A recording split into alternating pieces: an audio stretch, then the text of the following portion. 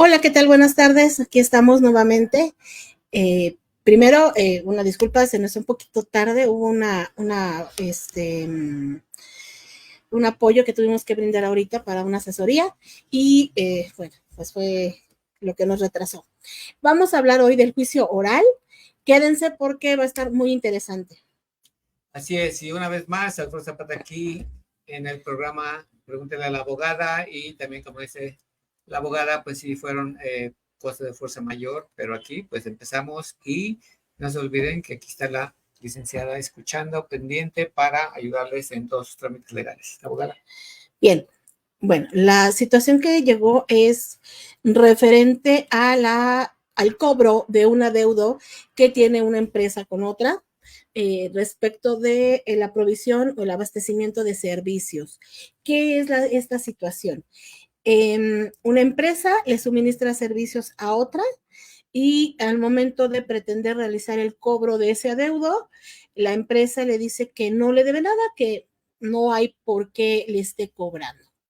Bueno, obviamente sabemos que al tratarse de materia mercantil, estas transacciones se documentaron mediante el contrato, que es un contrato marco, o un contrato, lo que les llaman también contratos de adhesión o contrato marco, que establece las cláusulas generales respecto de cómo se va a llevar a cabo la relación comercial. Bueno, ese es por un lado. Otro documento con el que se anexó o se acreditó la relación comercial es con los anexos de precios. Esto son aquellos documentos que van a ser anexos precisamente a un contrato marco y en el que se van a especificar determinadas circunstancias que no necesariamente las pones en el contrato. Por ejemplo, si estamos hablando de prestación de servicios, a lo mejor dices, ok, prestación de servicios de abastecimiento de medicinas, por decir un ejemplo. Bueno, en el anexo se puede señalar qué tipo de medicinas, qué temporalidad, bajo qué costos, etcétera. O en lugares a donde se va a realizar el pago o donde se va a entregar el abastecimiento. Ese tipo de situaciones son los que van en los anexos. Otro documento con lo cual se acreditó o se puede acreditar esta relación, pues son las facturas que extiende la empresa abastecedora al cliente. Eso podría ser como los revendedores que compran mercancía en una bodega para venderla en un lugar pequeño, un establecimiento. Estaríamos hablando de un contrato distinto porque ahí sería un contrato de compraventa y acá estamos hablando de un contrato de abastecimiento. ¿Cuál sería la diferencia? Es importante.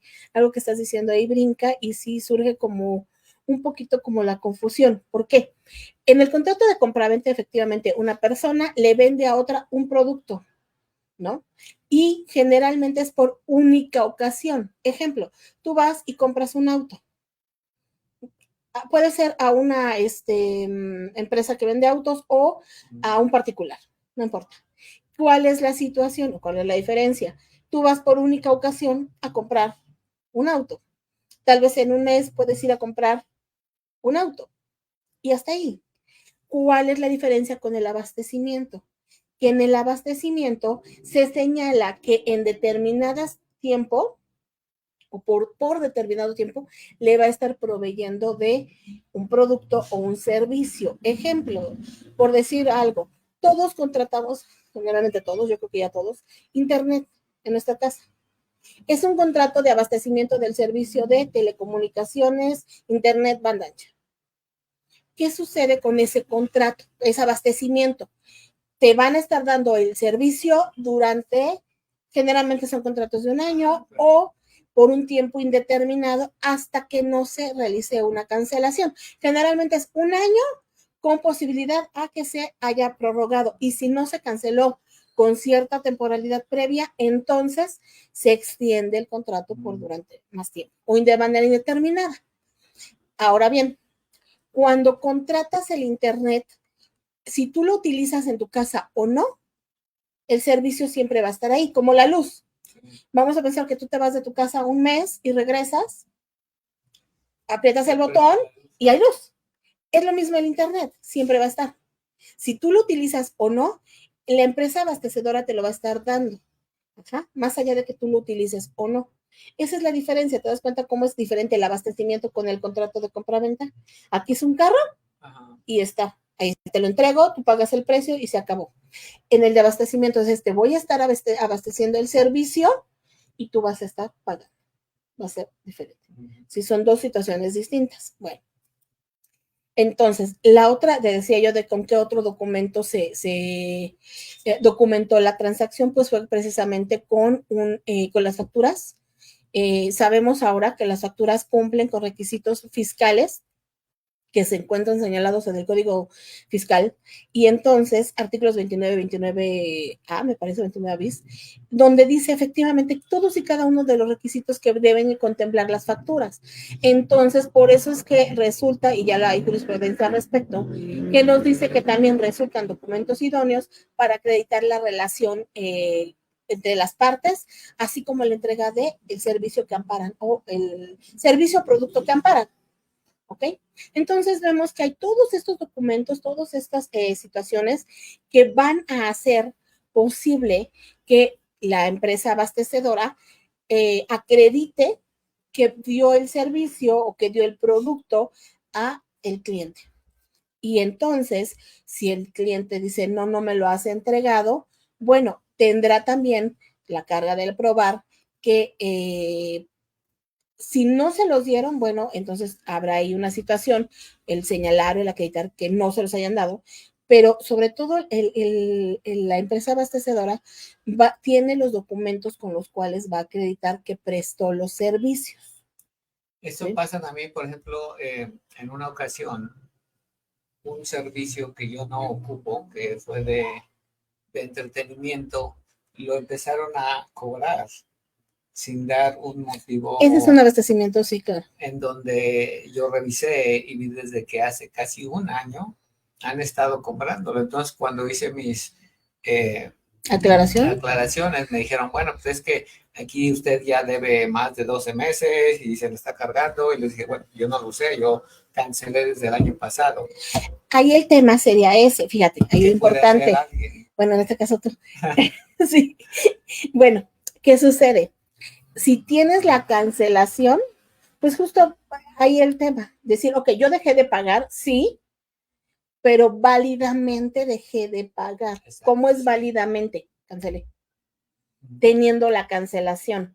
¿Qué es lo que muchas veces sucede? Las personas no tienen las cancelaciones y simplemente dicen, deja de pagar. Al cabo que ya no le prendo al canal o a la plataforma X. No, porque como te decía, en el contrato de suministro o de abastecimiento, el servicio siempre va a estar. Si tú lo utilizas y se te va a cobrar, si tú lo utilizas o no, eso ya es una situación muy personal. Entonces, ahí el tema, ¿no? Acreditar efectivamente que hubo que la empresa de manera ilegal o incorrecta siguió abasteciendo el servicio y que tú ya no lo tú ya lo habías cancelado con antelación. Sí, que eso algunas veces ocurre y creo que hoy en día eso está mucho más en cuanto a la mercadotecnia de algunas compañías en donde siguen cobrando y la gente tal vez no revisó las líneas pequeñas del contrato cuando hicieron su contrato del servicio, ¿no? Que incluso hasta puede ser de luz, ¿no? O de agua, sí, no sé. Sí, cualquiera de esos son suministros, sí, son suministros. Y hoy en día me he dado cuenta que hay mucho más la automatización de algunos cargos que la gente no se da cuenta cuando le dicen en las letras pequeñas que está haciendo su contrato, que va a ser continuo hasta que no cancele. Y eso la gente a veces no lo lee y mucha gente puede caer en ese error. Mucha gente cae en eso, sí es cierto. O incluso hay un error también de la compañía, ¿no? De que están cobrando de extra. Es que pudiera suceder que haya cargos adicionales por error de la compañía o que haya cargos que el cliente no se da cuenta porque no revisó que efectivamente se le van a estar haciendo de manera continua en los cargos, y entonces muchas veces, y a veces digo, caigo en eso, no soy de las personas que revisen a detalle sus estados de cuenta, y ya cuando digo, me llegó este cargo de no sé qué cosa, ¿qué es? Y entonces ese es el problema que sucede muchas veces con la gente, que no revisan. Pero si válidamente, como en tu caso, que dices, oye, yo hice mi cancelación desde hace un año, entonces el por qué se te está generando ese cargo. y no tendrían por qué cobrártelo. ¿Qué va a suceder o qué debería suceder en teoría? Es que las empresas, al tratarse de una cantidad cierta, cierta, ¿por qué? Porque sabemos, cierto significa en derecho que sabemos cuánto es. Esto es, si vamos a pensar que tu servicio es de 100 pesos mensuales durante 12 meses, pues son 1,200 pesos, es una cantidad cierta, conocida, cierta, que saben cuánto es. Entonces, el Código de Comercio señala que todos los juicios que sean de ese tipo y que haya una cantidad cierta, se van a llevar o se van a llevar a cabo o a llevar el proceso en los juzgados orales. Entonces, en este caso, pues en la Ciudad de México. Bueno, entonces, ahí es donde se debería de llevar a cabo este juicio. ¿Y qué puede hacer la gente para eso ahorita con este tema que pues creo que es muy importante también para la gente, ¿no? Que tiene ese tipo de cuestiones. Bueno, primero, hacer la aclaración. Tener los documentos de que, uno, a lo mejor efectivamente hiciste una contratación de un servicio, sí la hiciste. Aparte. Dos, pero muchas veces ya es virtual. Sí. ¿Cuál es el tema también? Muchas veces nos metemos a una plataforma y le ponemos contratar, una aplicación y ya puedes contratar y ya sabes que nada más te va a estar llegando ahí el pago, pero no ves un contrato físico. O a veces es un término de prueba gratis por un mes, 2 meses, una semana y no saben que al poner su información de banco se te va a generar el cargo al pasar, exacto. Tú dices, no me acordé de darlo de baja, pum, ya te llegó el primer cargo. Sí. O a veces te dice, obligatorio por un año, que ya hay jurisprudencia respecto de que no te deben de obligar, pero bueno, mientras sí o no, te van a obligar un año a contratar y demás. Entonces, ¿qué sucede? Uno, tener tu contrato o tu fecha cierta de cuando contrataste. Dos, si hiciste esa cancelación, pues tener ese correo donde enviaste la cancelación del servicio, donde ya dijiste que no lo querías. ¿Por qué? Porque a partir de ahí para atrás, pues te van a cobrar. A partir de que hiciste la cancelación hacia adelante, ya no te deben de cobrar. ¿Qué va a suceder? Si la empresa presenta un juicio oral en tu contra, bueno, habrá que contestar la demanda. ¿Y cuál va a ser tu defensa? Uno, la de pago respecto de los pagos previos que hubieras realizado. Dos, la de la cancelación del servicio. Y entonces vas a acreditar que tú cancelaste tu servicio en determinada fecha y por lo tanto no deberán seguirte realizando los cobros o esos cobros que realizaron ya fueron hechos de manera ilegal. Exacto, sí, entonces creo que eso es muy importante, abre la mente a poder pensar y tomar un pequeño break antes de hacer eso, porque a veces es la emoción, ¿no? Que algún amigo te dice, no, métete a esta página, es excelente, o incluso con los chicos en la escuela, no, pues baja esta aplicación para que puedas hacer tus trabajos o esto, y no se dan cuenta de que están entrando en un tipo de contratación. Es que ya es un contrato, es que ya es un contrato. Fíjate que ese es el tema o el gran problema a veces. No tomamos en cuenta o no nos damos cuenta que es, y lo decimos en alguna ocasión anterior, mucho de lo que hacemos en nuestro día a día son contratos. A veces son escritos, a veces no son escritos, son orales, pero al final del día estás comprometiéndote a realizar una determinada actuación, a lo mejor puede ser un pago o a recibir un servicio y hacer un pago, y entonces no te das cuenta y simplemente porque es un clic y se les hace muy sencillo. Bajas una app, lo dices ahorita, contratas un servicio, cuántas plataformas tenemos en nuestra casa, yo soy de las que tienen muchas plataformas, y cada una de ellas evidentemente va a generar un gasto, un cargo. Claro. ¿Qué sucede? Pues a todas ellas estás comprometido a realizar el pago, hasta que haces una cancelación. Sí, claro. Sí, y pues por eso está aquí la licenciada diciendo, si tienes algo parecido como ahorita con este tema, pues mándale un mensaje, porque a veces 4 ojos o 2 mentes piensan más, sobre todo aquí con la experiencia de la abogada, ahorita desglosando esta situación que aunque es a nivel compañías. Sí, este fue de las empresas que... Complejo, o de una empresa a nivel o un particular. Exacto, puede causar pues, muchos estragos, dolores de cabeza. Sí, y genera adeudos al final del día y hay que pagar o hacer frente a ellos, ¿no?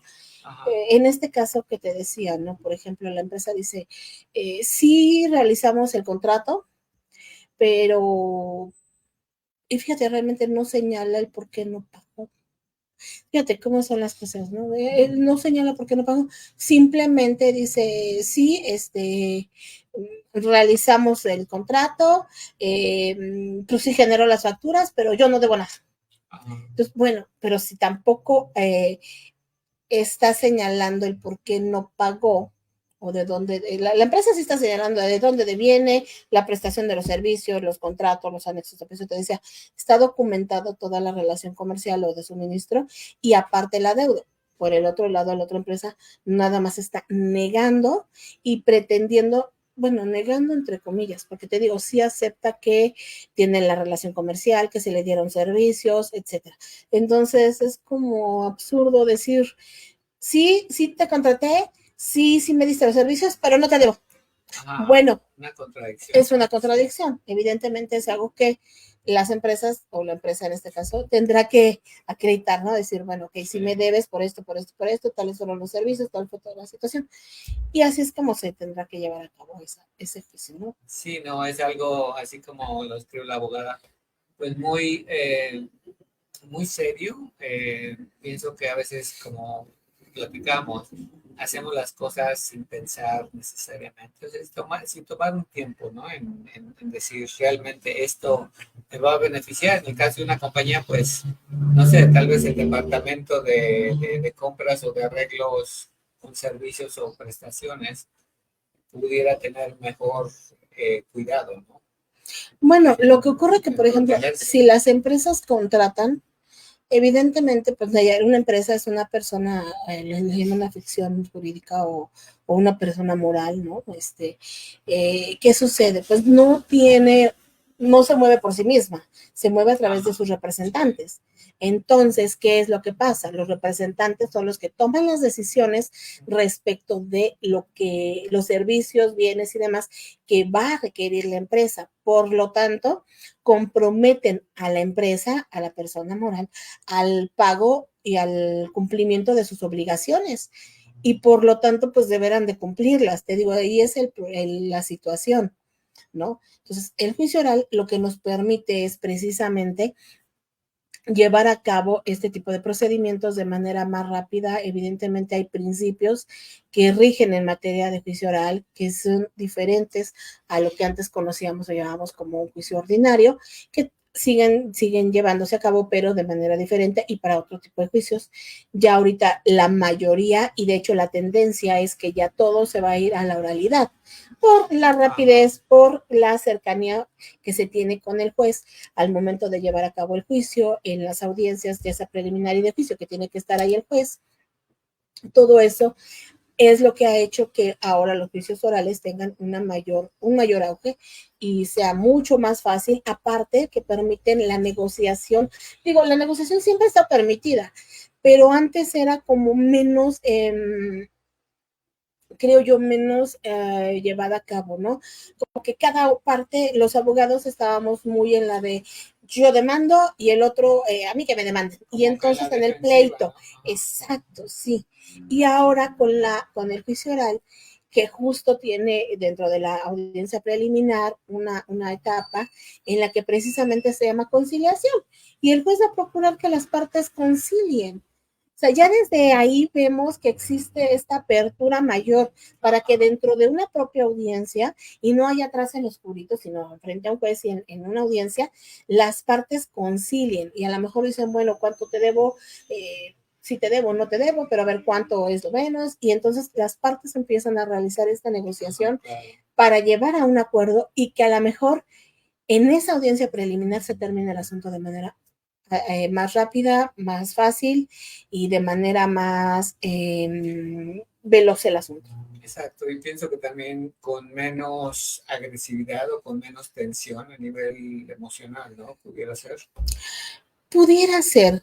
En las audiencias que he estado de tipo oral, sí ha sido así, fíjate. Sí, digo, no quiere decir que todas, pero hay asuntos en los que sí pudiera ser como más relajado. Más relajado, porque además te digo, tienes al juez enfrente, no nada más a un secretario de acuerdo, sino que está el juez ahí presidiendo la audiencia, y entonces él la va a conducir, tú te vas manejando dentro de toda la audiencia, y aunque la situación de la oralidad a muchos puede generarnos cierta tensión, porque no estamos acostumbrados a hablar frente a un juez, que hablar en una audiencia, y antes era todo por escrito y meto mi papel y hay que se lleve a cabo y ya, ahora no, ahora las audiencias, los abogados hablamos, entonces eso puede generar tensión.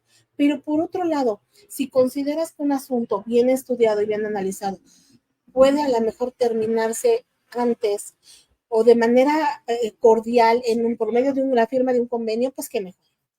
Sí, claro, eso creo que pues está teniendo mejor enfoque así en cuestión de tanto agilidad como de una manera más civil, de una manera más...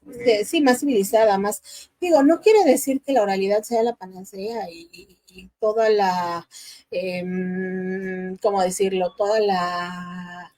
va a arreglar el mundo, no, pero sí ayuda mucho en este tipo de asuntos de carácter al menos mercantil. Digo, también está en familiar y en otras materias ya, ¿no? Vemos que hay familiar, laboral, mercantil, civil, penal, hay juicios orales. Pero en este caso, justo en la materia mercantil, yo sí considero que alivia muchas cosas y dos, permite que al permitir que los juicios sean más rápidos, sean menos, por supuesto, y se vayan desahogando los juzgados de manera un poquito más rápida. Sí, sí, no, creo que eso es un plus y a nivel de todos estos trámites, como dice la licenciada, ya sean por empresas o particulares, pues les va a ayudar mucho y pues la duda, ¿no? De que a veces la gente dice, bueno, pues sí, yo no tengo este tipo de problema, pero tengo otro, de todos modos aquí la abogada hace este show con mucho gusto para decirles, ¿tienes alguna duda de lo que sea a materia legal? Mándame un mensaje y yo con gusto te contesto.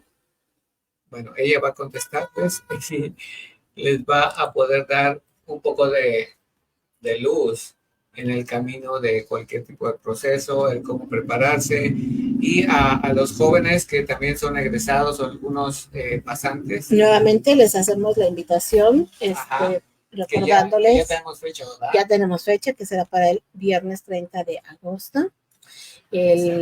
Vamos a tener la charla respecto de cómo ser un abogado exitoso. Les invito a que se inscriban. Cupo limitado. Sí, sí es limitado. Eso sí, lamentablemente sí va a ser limitado porque, bueno, las mismas plataformas nos limitan, pero va a ser precisamente encaminado a darles aquellas claves que necesitan y que de alguna manera a su servidora me han funcionado para salir avante en el trayecto de nuestra carrera. Sí, claro, que de hecho eso, el cómo es algo en el que muchas veces la gente pues se ve confundida o atorada porque el qué hacer pues lo podemos buscar en cualquier lugar, ¿no? Incluso en el libro de texto o en alguna información, ya sea tal vez no legal, pero el cómo. Hace unos días sucedió algo muy extraño, bueno, muy bonito, importante con un pasante, es un abogado que me pidió ser mi pasante hace unos días. Y me acompañó a juzgados y hablábamos de cómo recuperar un expediente del archivo judicial. Y le decía yo, bueno, pues es que, mira, vamos. Y entonces ya fuimos, compramos la tarjeta, pusimos el saldo, fuimos al archivo, no había sistema, etcétera. Bueno, ahí fue todo un tema. Pero, ¿cuál fue la situación en esto? Si tú lo ves en el aula, pues es una cosa, ¿no? Cómo recuperar un expediente del archivo, que pudiera ser algo, entre comillas, muy sencillo, un trámite básico. Sí. Pero ya cuando fui con él y le dije, a ver, vamos aquí, vamos a la maquinita, y hay que comprarla esto, y hay que hacer esto, y hay que hacer el otro, me decía él en ese momento, es que es muy diferente. Sí, sí, exactamente, ¿no? Entonces de eso se trata precisamente esta charla que vamos a tener, va encaminada a cómo ser exitosos en nuestra carrera, cómo lograr obtener el beneficio que buscamos al iniciar el estudio de nuestra carrera. Pero el beneficio obviamente no solamente es económico, esa es la cerecita del pastel, ¿eh? El beneficio en realidad es sentirnos plenos y realizados en nuestra carrera. Eso es lo real para mí.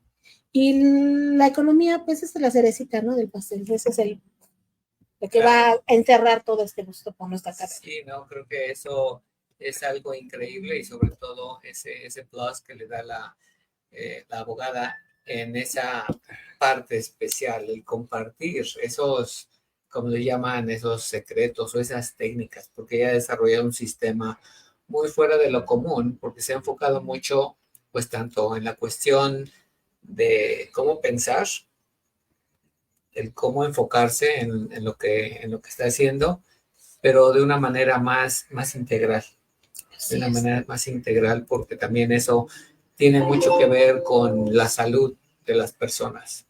Hay personas de que pues tal vez sí son muy brillantes, ¿no? En su cuestión académica y tal vez en la aplicación de los procesos, pero pues gozan de mala salud. Entonces sus emociones, su pensar, pues tal vez no está se ve afectado. ¿Verdad? Claro, se ve afectado y sabemos que al final del día somos mente, cuerpo y espíritu. Y si una de ellas está mal, se va a ver afectado en lo demás, ¿no? Y nuestra parte profesional, por supuesto, también se va a ver afectada si no estamos de una manera alineados, digamos, también en nuestra salud física, emocional, psicológica. Sí, que de eso también se va a hablar en la charla que tendremos. También va a haber ahí un punto que tiene que ver con la parte de la salud y es importante que nos cuidemos.